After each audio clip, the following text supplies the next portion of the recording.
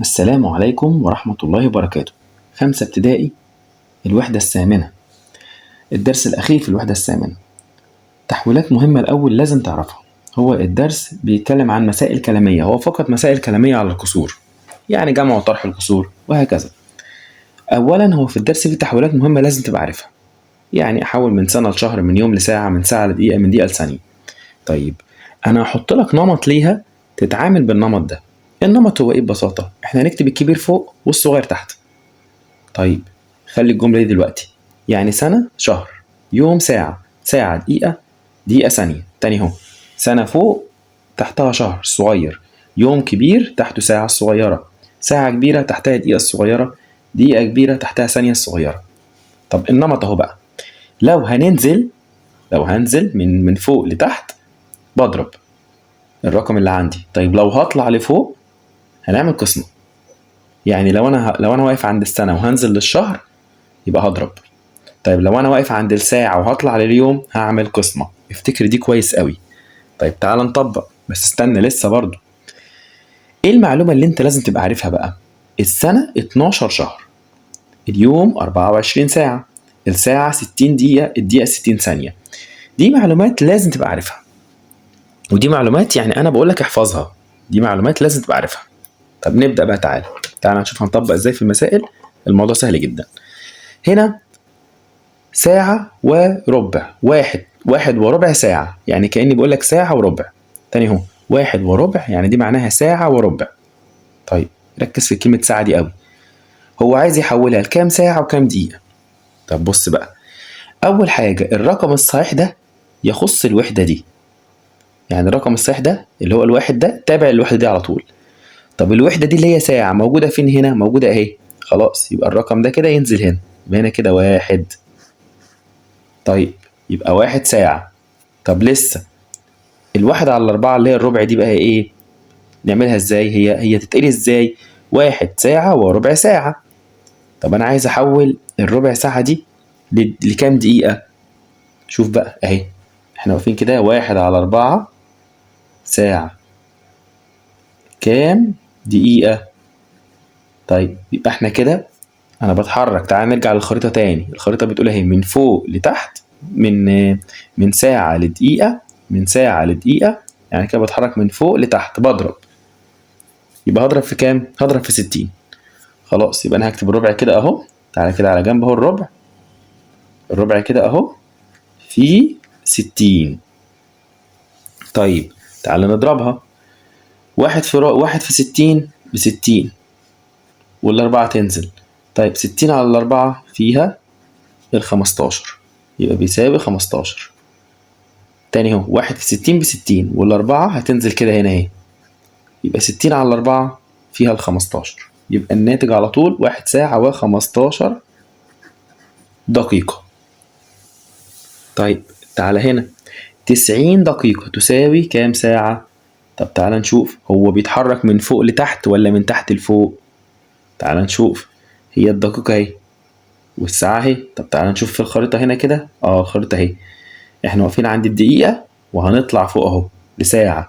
طب احنا قلنا لو هتطلع اعمل قسمة، خلاص يبقى هكتب 90 وهنطلع وهنعمل قسمة على. طيب تعالى نشوف، هي الساعة كام دقيقة؟ الساعة 60 دقيقة، يبقى عامل 90 على 60. 90 على 60، طبعا هقول لك طريقة تانية أسهل دلوقتي. طيب بس نشوف، تعال نشوف، 90 على 60 اهي كده اهي. ممكن نعملها بالاختصار لأبسط صورة، بإننا هشيل الصفر مع الصفر، هيبقى كام؟ هيبقى 9 على 6. طب 9 على 6 ده انت خدته في 5 ابتدائي في أول الترم كسر غير فعلي، حولهولي لعدد كسري. تمام، حاول تسترجع الطريقة. هيبقى واحد وإيه بقى؟ 1 و3 على 6. طيب احنا عايزينه في أبسط صورة، الواحد خلاص هينزل. 3 على 6 دي لو اختصرناها، تعالى كده نتعلم نختصرها ازاي. واحد في 3، والستة 2 في 3. طب شيل ال3 مع ال3 يبقى 1 و2، يبقى يطلع 1 ونص. يبقى إذا ال90 دقيقة دي عبارة عن ساعة ونصف.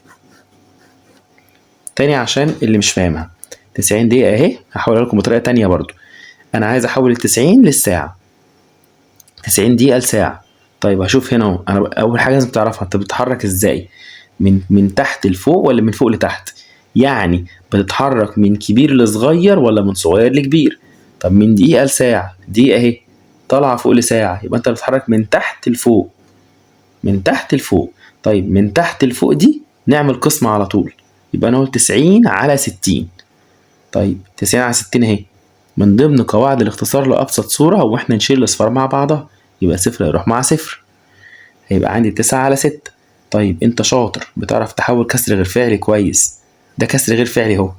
طب عرفنا منه كسر غير فعلي، البسط هو الكبير، هحوله لعدد كسري، هيطلع 1 و3 على 6. طيب 1 و3 على 6 دي ازاي احولها بالاختصار لأبسط صورة؟ ال3 عبارة عن 1 في 3، وال6 عبارة عن 2 في 3.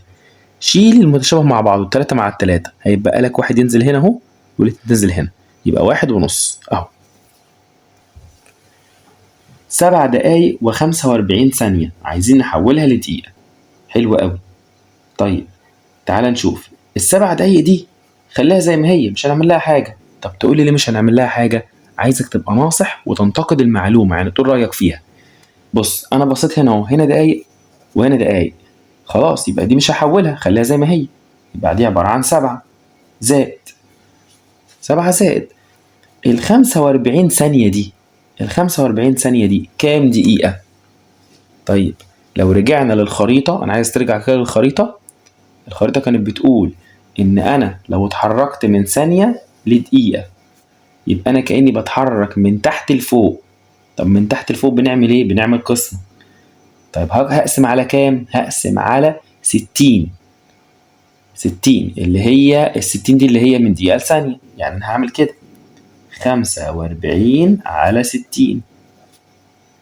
طيب تعال نكمل، سيب ال7 زي ما هي دلوقتي اللي هي الدقيقة، عايز أحول ده عشان يبقى سهل معايا. طيب ال45 لو اختصرناها لأبسط صورة اللي هي تبقى كام في كام؟ اللي هي 5 في 9. طب ال60 كام في كام؟ ال60 ممكن تكون 6 في 10 أو 5 في 12. طب أنا هختار 5 في 12. طب أقول لك ليه 5 في 12 بقى؟ 5 في 12 ليه؟ لأن أنا عايز أحط اللي أختار عملية الضرب اللي فيها رقم متشابه مع اللي فوق. يعني هنا 5 في 9 أهي، ممكن أحط 6 في 10، بس ال6 وال10 مش متشابهين مع 5 في 9، فمش هستفاد حاجة. لكن أنا هحط 5 و12 عشان أشيل ال5 دي مع ال5 دي، يبقى عندي فوق 9 وتحت 12، 9 على ال12. طب هل ده أبسط صورة؟ لأ لسه.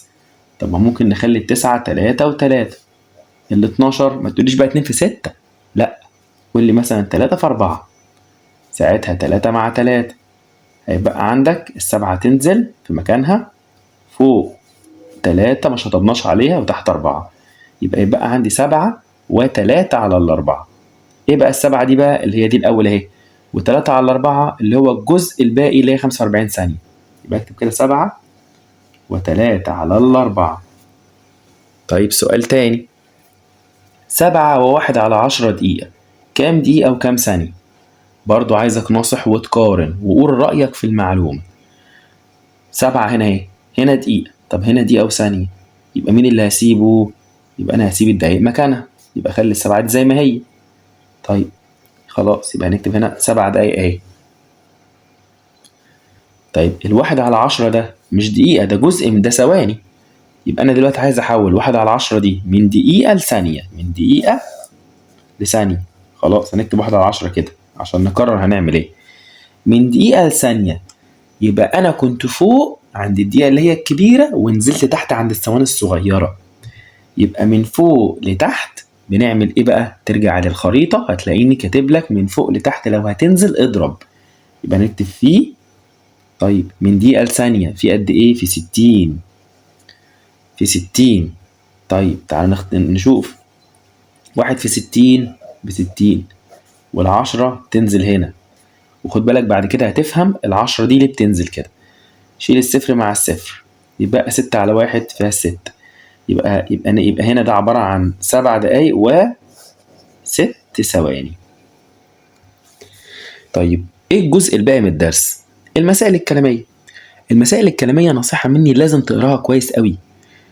المهارة انك تقراها كويس، تمام، لان في بعض الاحيان بيجيب لك افكار عالية محتاج انك تقراها. طيب انا هديك طرق للافكار المبدئية اللي يخليك بس تمشي فيها بسيط. يعني مثلا لو قال لك اجمالي او كلمة معا تعرف ان هي جمع، لو قال لك متبقي تعرف ان هي طرح. انت بتقرا مسألتك وتشوف هو عايز ايه. طب تعالى مثلا نقرا مع بعض كده. استغرق محمود 4.1/6 ساعة في رحلة الذهاب من القاهرة إلى ألمانيا. استغرقت 20 دقيقة أقل رحلة العودة من رحلة الذهاب. يعني وهو راجع رجع في وقت أقل 20 دقيقة. السؤال: ما زمن رحلتي والعودة معا؟ طيب يبقى تاني هو نقراها تاني. استغرق محمود 4.1/6 ساعة في رحلة الذهاب من القاهرة لألمانيا، ورحلة العودة استغرقت 20 دقيقة أقل من رحلة الذهاب. طيب السؤال: ما زمن رحلتي الذهاب والعودة معا؟ يبقى أنا لازم أحسب رحلة الذهاب الأول وبعد كده رحلة العودة. طيب تعال نكتب. هو خد بالك هنا بقى، خليك زي كده وناصح. أنا هنا شايف ساعة ودقيقة. طيب أنا قدامي حلين، يا خليها ساعة وساعة يا دقيقة ودقيقة، يا ساعة وساعة يا دقيقة ودقيقة، عشان إيه؟ تبقى الأمور ماشية معايا كويس. طيب نعملها إزاي دي بقى؟ أنا بحب دايما السهل، بثبت الصغير أثبت الصغير وأصغر الكبير. طب 4.1/6 دي تعال نصغرها. أنا هكتب هنا كده أهو رحلة، تعالى كده هنا مثلا رحلة الذهاب، رحلة الذهاب 4.1/6. هي بالساعة، عايزين نحولها بالدقيقة. طب تعالى نشوف. الأربعة دي أهي هي 4 ساعات، عايزين نحولها لدقايق. يبقى أنا دلوقتي واقف فوق عند الساعة وهنزل تحت عند الدقيقة، يبقى هو 4 في 60. طيب عشان من ساعة لدقيقة 60. طيب زائد 1/6 دي نفس الكلام تتضرب في 60. خد بالكم ليها طرق تانية كتير، بس كله بيختار الطريقة اللي تريحه في النهاية. طيب تعال نكمل كده الضرب. 4 في 60 بكام؟ نزل الصفر، و4 في 6 ب24 يبقى 240، زائد 60 في 1/6 زي ما ضربناها قبل كده، عشان بس نضربها بسرعة. هيطلع كام؟ يطلع فيها 10. يبقى إذن 240 زائد 10 يطلع 250 دقيقة. يبقى رحلة الذهاب كام؟ 250 دقيقة. حلو قوي. تعالى بقى نكمل. هو بيقول لك رحلة العودة استغرقت 20 دقيقة أقل. شوف لو فهمت اللهجة دي هتفهم كويس. رحلة العودة 20 دقيقة أقل. يبقى لو كانت الذهاب 250، يبقى رحلة العودة شيل من 250 20 تطلع لك رحلة العودة. يعني أنا هكتب كده أهو، العودة تساوي 250 ناقص 20. طب ليه ناقص 20؟ لأن هو قال لك العودة أقل من الذهاب ب20 دقيقة.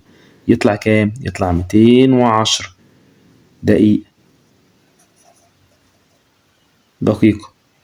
طيب آخر حاجة بقى خلاص. إذن الرحلة الإجمالية عبارة عن كام؟ 250 اللي هي الذهاب زائد العودة اللي هي 210، يطلع في النهاية كله على بعضه 460 دقيقة، وتخلص المسألة على كده.